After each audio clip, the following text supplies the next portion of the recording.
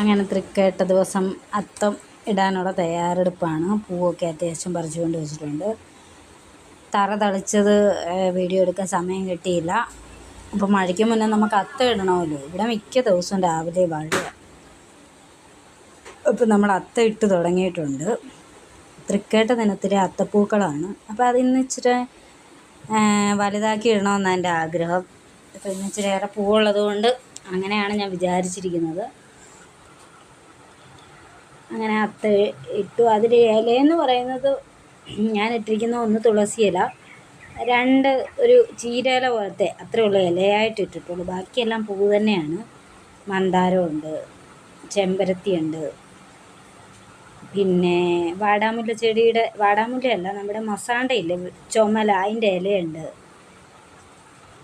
പിന്നെ കോളാമ്പിയുണ്ട്, മന്ദാരമുണ്ട്, വെള്ള കുഞ്ഞു പൂവില്ലേ അതുണ്ട്.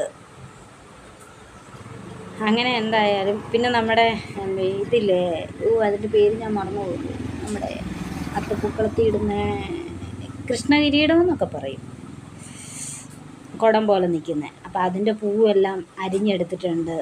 അങ്ങനെ എന്തായാലും അത്തം ഇച്ചിരി വിപുലമാക്കാം എന്ന് തന്നെയാണ് ഇന്നെൻ്റെ തീരുമാനം.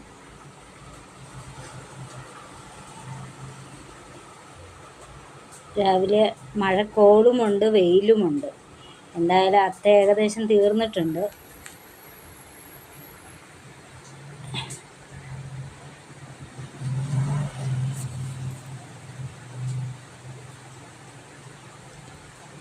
ഇപ്പം പണ്ടത്തെ പാട്ട് പാടാൻ പറ്റത്തില്ലല്ലോ. മാവേലി നാടു വാണിടും കാലം മനുഷ്യരെല്ലാരും ഒന്നുപോലെ ആമോദത്തോടെ വസിക്കും കാലം. ആ പാട്ടൊന്നും ഇപ്പോൾ പാടാൻ പറ്റത്തില്ല. എല്ലാ മനുഷ്യരും ഒരുപോലൊന്നും അല്ല. എല്ലാവരുടെയും ചിന്തകൾ വേറെ അല്ലേ.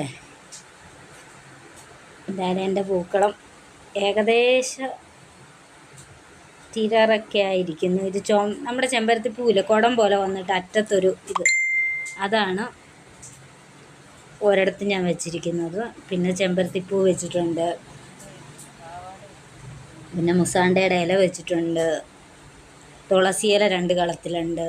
എല്ലാം നിങ്ങൾക്ക് ഇഷ്ടമായി എന്ന് വിചാരിക്കുന്നു. അപ്പോൾ എല്ലാവർക്കും എൻ്റെ ഹൃദയം നിറഞ്ഞ തൃക്കേട്ട ദിന ആശംസകൾ അറിയിക്കുന്നു. അടിപൊളിയാണോ ഇന്നത്തെ അത്തക്കളം? ആണെങ്കിൽ ലൈക്ക് തരൂ, കമൻറ്റ് തരൂ.